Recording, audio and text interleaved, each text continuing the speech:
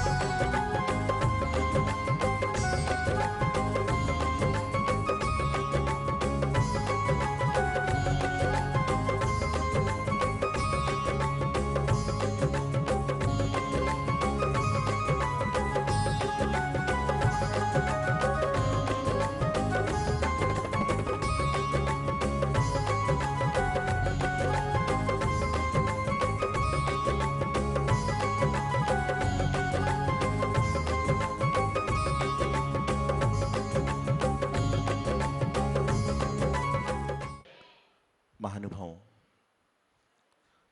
जिंदगी में हम सभी अनेकों लोगों के सामने मुस्कुराते हैं। मैं समझता हूं दुनिया में मुस्कुराने के लिए कहीं पर भी कोई भी स्थान नहीं खोजना पड़ता है। मुस्कुराहट कहीं पर भी कभी भी किसी के सामने आ जाया करती है। दुनिया में मुस्कुराने के लिए किसी इंसान को खोजना नहीं पड़ता है। दुनिया में मुस्कुराने के लिए कोई जगह को नहीं खोजना पड़ता है। मुस्कुराहट एक ऐसी चीज है जो कभी भी किसी के सामने आ सकती है, लेकिन अपने दिल का जो दर्द है उसको बताने के लिए हमें इंसान को भी खोजना पड़ता है, स्थान को भी खोजना पड़ता है और समय भी खोजना पड़ता है कि हम अपने दिल की दर्द की बात किसको बताएं। अर्थात मुस्कुराहट इंपॉर्टेंट होती तो हर किसी के सामने, क्या बोलते हैं ना, आईएमपी चीज, इंपॉर्टेंट चीज हर किसी को ना दी जाती है और ना हर किसी को बताई जाती है। कि मुस्कुराने के लिए तो आदमी कहीं पर भी किसी के सामने, महफिल में हो, पार्टी में हो, प्लेन में हो, कहीं पर भी हो मुस्कुरा सकता है, लेकिन जो उसके अंदर का दर्द है, कई बार ऐसा होता है कि परिवार में रहते रहते, समाज में रहते रहते, समुदाय में रहते रहते कि आदमी तकलीफ में भी है, आदमी परेशानी में भी है, आदमी समस्याओं में भी है, तो भी वह मुस्कुरा रहा है, क्योंकि उसके अंदर जो दर्द है वह हर किसी के सामने बयां नहीं कर सकता। और जो व्यक्ति अपना दर्द, अपनी तकलीफ, अपनी समस्याएं हर किसी के सामने बयां कर रहा है, तो 100 में से 50 लोग को तकलीफ नहीं है, मात्र उसको दिखावा करने की आदत पड़ चुकी है। आज वर्तमान की व्यवस्था ऐसी है, आप घरों में लगी किसी भी तस्वीर को देखिए। हम लोग जब घरों में जाते हैं, आहार लेने के जाते हैं, बिहार करते समय इधर उधर जाते हैं, तो देखते हैं कि घरों में जो फोटोएं लगी रहती हैं, तस्वीर लगी रहती हैं, हर व्यक्ति तस्वीर में प्रसन्न है। कोई पोस्टर भी आएगा तो हर व्यक्ति तस्वीर में प्रसन्न मिलेगा, लेकिन मैं अक्सर कहता हूं कि तस्वीर में तो पूरी दुनिया प्रसन्न है, लेकिन तकदीर से कितने लोग प्रसन्न हैं, यह सबसे बड़ा महत्वपूर्ण सवाल होता है। तस्वीर में तो हर आदमी प्रसन्न है, लेकिन तकदीर से कितने लोग प्रसन्न हैं, यह बहुत महत्वपूर्ण बात होती है। जीवन में मुस्कुराने के लिए आपको कोई वजह नहीं चाहिए, गुनगुनाने के लिए आपको कुछ वजह नहीं चाहिए, लेकिन कम से कम जब हमारे सामने दूसरे लोग मुस्कुराते हैं तो हम भी तो ऐसा कार्य करें कि हमारे कार्य को देखकर दूसरा व्यक्ति भी मुस्कुराने लगे। हमारी कार्यशैली को, हमारी क्षमता को देखकर भी दूसरा आदमी मुस्कुराने का प्रयास करने लगे, तो समझ के चलना कि हमारे जीवन में कहीं ना कहीं मुस्कुराहट का काम हम कर रहे हैं। मैं अक्सर एक बात कहता हूं कि हमारा जैन समुदाय, और मुझे गर्व भी है कि मैंने उस जैन धर्म में, दिगंबर जैन समाज में जन्म लिया है कि जहां पर लोग मात्र देने की प्रवृत्ति करते हैं, लेने की प्रवृत्ति नहीं करते। और ये बात मैं हमेशा कई बार कह चुका हूं, गर्व से कह चुका हूं। अब रास्ते पर चलते हो, आपको मांगने वाले कई लोग मिलेंगे। कोई किसी भगवान के नाम से मांग रहा है, कोई किसी भगवान के नाम से मांग रहा है, कोई किसी भगवान के नाम से मांग रहा है, लेकिन मैं आज गर्व के साथ आपसे कहता हूं कि आज तक पूरे संसार में कोई भगवान महावीर स्वामी के नाम पर दे दे, ऐसा भिखारी आप तक आज ने नहीं देखा होगा, क्योंकि भगवान महावीर स्वामी के भक्त सिर्फ देना जानते हैं, लेना नहीं जानते। आपकी दुकान की, आपकी फैक्ट्री पर, आपके तमाम जगहों पर आपसे चंदा मांगने के लिए कहां कहां के लोग आते हैं, लेकिन आज तक जैन धर्म का व्यक्ति कहीं पर भी, जैन समुदाय के अलावा कहीं पर भी जाकर कोई पर्ची कटवाने नहीं गया, क्योंकि यहाँ के लोगों ने हमेशा देने की प्रवृत्ति रखी है, लेने की नहीं। जैन समाज तो वह समाज है जहां पर पहले भगवान के चरणों में चावल अर्पित किए जाते हैं, उसके बाद में अपने पेट में चावल डाले जाते हैं। कि यहां पर कहा जाता है कि पहले अर्पण करो, पहले देना सीखो, उसके बाद में लेना सीखो। तो ये जैन धर्म सिखाता है, यहां जैन धर्म की व्यवस्था सिखाती है, और आप सभी लोग भी उस समुदाय के हिस्से हैं। तो मैं आपको बताना चाह रहा था कि जैन धर्म के आप हिस्से बन चुके हैं, लेकिन आपको अभी तक क्या पता चल चुका है कि जैन धर्म कितना महत्वशाली है, जैन धर्म कितना प्रभावशाली है, जैन धर्म कितना समृद्धशाली है, जैन धर्म कितना नीतिवान, शिक्षावान है, इसकी जानकारी शायद अभी तक हमें हो नहीं पाई है। क्योंकि जिस व्यक्ति ने जैन धर्म को जान लिया, उस व्यक्ति को फिर अन्यत्र कहीं भटकने की आवश्यकता नहीं पड़ेगी, क्योंकि यहां पर आने के बाद मन की शांति भी है, तन के रोगों का शमन भी है और अन्य अन्य सारी व्यवस्थाओं का समापन यहां पर जैन धर्म के माध्यम से हो जाता है। एक बार आप सच्चे मन से आकर तो देखिए। परेशानी घर में भी है, परेशानी व्यापार में भी है, परेशानी ऑफिस में भी है, परेशानी मंदिर में भी है, परेशानी संत के पास में भी है, लेकिन उस परेशानी का सबब हम खुद ही हैं, उस परेशानी का कारण हम खुद ही हैं। और परेशानी लाने के वाला व्यक्ति यदि कोई है तो वह व्यक्ति कोई और नहीं, हम खुद ही होते हैं जो परेशानी को लाते हैं और परेशानी को हटा सकते हैं, परेशानी को मिटा सकते हैं। कर्म बड़े बलवान होते हैं। भगवान पारसनाथ स्वामी, भगवान सुपारसनाथ स्वामी, भगवान महावीर स्वामी, यह सभी तीन तीर्थंकर उपसर्ग विजयी हुए, तद्भव मोक्षगामी, जिनका जन्म से ही निश्चित होता है। जन्म लेने के 6 महीने पहले जिनके घरों में रत्नों की वृष्टि हो रही है, उनके साथ भी कर्मों ने पीछा नहीं छोड़ा। उनको भी कर्मों ने ना जाने किस तरह से यातनाएं दी, किस तरह से वेदनाएं दी, सब तरह के कर्म उनके साथ में चलते रहे। लेकिन उन्होंने क्या किया? कर्म जब आए तो कर्मों को समता पूर्वक सहने का प्रयास किया और उसके बाद में क्या हुआ? वो आज कर्मजयी कर्म विजयी भगवान पारसनाथ कहलाए। क्यों? क्योंकि उन्होंने लड़ाई नहीं करी, उन्होंने झगड़ा नहीं किया, उन्होंने विद्वेष नहीं किया, उन्होंने प्रतिकार नहीं किया। और हमारा जैन धर्म यही कहता है कि ठीक है, आपकी सहन करने की शक्ति है तो सही है, और सहन करने की शक्ति नहीं है तो वहां से जाइए। लेकिन आप जो काम आपके साथ में हो रहा है वही काम आप दूसरे के साथ कर रहे हो, तो आपके और उसमें अंतर क्या है? एक व्यक्ति ने रास्ते चलते आपको पत्थर फेंक कर मारा और आपने भी उठाकर पत्थर फेंक दिया, तो फिर अंतर, दोषी कौन है? अब यही नहीं कह सकते कि पहले पत्थर फेंककर मुझे मारा गया इसलिए मैंने पत्थर दोबारा फेंक दिया। पत्थर मारने वाले दोनों ही दोषी हैं, चाहे छोटे वाले पत्थर को फेंक कर मारा हो, चाहे बड़ा वाला पत्थर को फेंक कर मारा हो। आप विचार करिए कि एक व्यक्ति 10 साल में एक बार चोरी करता है और एक व्यक्ति 10 साल में रोज चोरी करता है। आप चोर किसे कहेंगे? किसे चोर कहेंगे? जो एक बार करता है कि जो रोज करता है?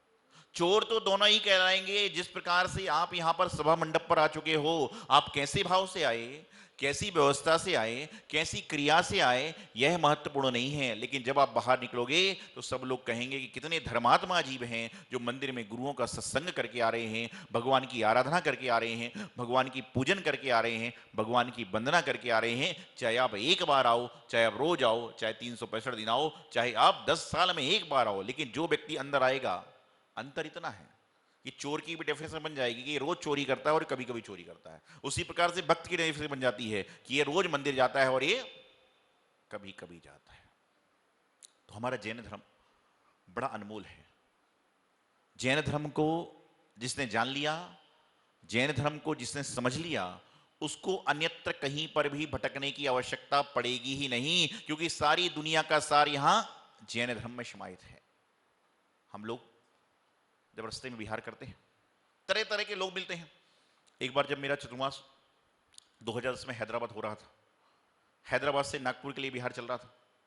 समीर शिखर जी बिहार के लिए हम लोग जा रहे थे, समीर शिखर जी से आ रहे थे, जा नहीं रहे थे। तो हैदराबाद से नागपुर, नागपुर से बेलाजी आदि जा रहे थे। तो वहां पर रास्ते में मैं चल रहा था तो एक छोटा सा बच्चा 14-15 साल का, और उसके गोद में एक छोटा बच्चा था। जब ऐसे ही मैं सामने से गुजर रहा था, उस व्यक्ति ने मुझे रोका, बोले बाबा जी रुकिए। मैं रुका, उसने मुझे रोका, बोले बाबा जी रुकिए। मैं रुका, और उसने अपने वो छोटे वाले बच्चे से कहा जय करो जय करो जय करो। मैंने कहा ये कौन है, ये कौन है? तो बोले पीछे एक मैम साहब आ रही हैं, उनका पप्पू है। मैंने पूछा ये कौन है? बोले पीछे एक मैम साहब वॉक करते आ रही है, उनका पप्पू है। मैं थोड़े से 200-300 मीटर आगे बढ़ा, एक महिला के गोद में भी बच्चा था, एक महिला के गोद में भी बच्चा था, कुत्ते का बच्चा था सफेद कलर का। एक महिला के गोद में भी कुत्ते का बच्चा सफेद कलर का था। उसने भी नमस्कार किया। मैंने उस महिला से पूछा ये कौन है? उसने जवाब दिया ये मेरी पप्पी है। नौकर कह रहा है कि ये मैम साहब का बच्चा है, ये उनका पप्पू है, और नौकरानी के मालिक कह रही है कि ये मेरी पप्पी है। तो समझ में नहीं आ रहा कि तुम्हारे इंसान के बच्चों को नौकर संभाल रहा है और जानवरों के बच्चों को इंसान संभाल रहा है। और 25 साल बाद फिर हमारे पास में आते हो, हे महाराज इससे अच्छा वफादार तो कुत्ता है। अरे जब कुत्ते से प्रेम करोगे तो कुत्ते ही तो साथ देगा, बच्चों से प्रेम करोगे तो बच्चे साथ देंगे। आप विचार करिए हम लोग कहां जा रहे हैं, हमारी व्यवस्था कहां जा रही है। पहले के जमाने में गुरुकुल की एक शिक्षाएं दी जाती थी। पहले बच्चों को लोग पढ़ने के लिए गुरुकुल भेजा करते थे। आज गुरुकुल का स्थान देश विदेश ने ले लिया। गुरुकुल का स्थान विदेशों ने ले लिया, अलग कंट्री ने ले लिया, आप क्या विचार करें, वहां पर भेजे जा रहे हैं। पहले गुरुकुल में टीचर के माध्यम से धर्म के संस्कार सीखते थे। आपको देशभूषण कुलभूषण की कथाएं याद होंगी, अनेक प्राचीन कथाओं को पढ़िए, स्वाध्याय करिए, आपको मालूम चलेगा। आज बाहर भेजे जा रहे हैं, और बाहर भेजने के बाद आप चाहते हो कि हमारे यहाँ पर संस्कृति बनी रहे, तो संस्कृति तो बनेगी, सदाचार भी बनेगा, संस्कार भी बनेगा। जब कब बनेगा कि जब आपके परिवार के बच्चे बाहर से आए तो मंदिर जाएं, महावीर जाएं, तिजारा जाएं, आदि आदि जगह जाएं, तो उनके अंदर धर्म के संस्कार बने रहेंगे। मैं अक्सर कहता हूं कि जब आपका बच्चा सीट पर बैठे, चाहे व्यापार में हो चाहे सर्विस में हो, और जब वह सबसे पहली कमाई करके लाए, तो उसको बोलना सबसे पहले जाकर मंदिर की गुल्लक में दान डालो। तो जब वह बिल्कुल रूप से सीट पर बैठ जाएगा, और जब आपको आवश्यकता होगी तो आपको जरूरत नहीं पड़ेगी, वह खुद कहेगा कि ये लो और इसको धर्म के कार्य में, संस्कार के कार्य में लगा लो, क्योंकि यह संस्कार जैसा आप दोगे वैसा ही मिलेगा। तो हमारे जैन धर्म में प्रारंभ से ही, प्रारंभिक अवस्था से ही यह व्यवस्थाएं चल जाती हैं। मंदिर में जब बच्चे आते हैं, आपने देखा हो, हम लोग बचपन में आते थे तो माता पिता चाहे 1 रुपए का सिक्का दें, चाहे 10 रुपए का नोट दें, चाहे 100 रुपए का नोट दें, अपने बच्चों से गुल्लक में दान जरूर डलवाते हैं। क्यों डलवाते हैं? कि आज हमसे लेकर डाल रहा है, लेकिन आने वाले समय में ऐसा आएगा कि वह अपने हाथ से भी पर्स से निकाल कर डालेगा। यह संस्कार मात्र दिए जाते हैं, तो इसी जैन धर्म में दिए जाते हैं। इस कार्यक्रम के पुण्यार्जक हैं सौभाग्य कोहिनूर श्रीमान संजय जैन, श्रीमती ममता जैन, ग्रेटर कैलाश दिल्ली। सौभाग्य भक्त श्री संजय जैन, उषा जैन, कुणाल जैन, मानसी जैन, शुभम जैन, पालम गांव दिल्ली। सौभाग्य भक्त श्री प्रवीण जैन, नीना जैन, जंगपुरा भोगल दिल्ली। सौभाग्य भक्त श्री राकेश जैन, रजनी जैन, मानू जैन, प्रज्ञा जैन, डॉक्टर अंकित जैन, डॉक्टर श्वेता जैन, यशिका जैन, ओमांशु जैन, ईवान जैन, भोगल आश्रम दिल्ली। सौभाग्य भक्त श्री वीरेंद्र जैन, श्रीमती अंजुला जैन, रोहिणी दिल्ली। सौभाग्य भक्त श्रीमान सचिन जैन, CA, श्रीमती प्रियंका जैन, अदिति जैन, विधि जैन, पहाड़गंज दिल्ली।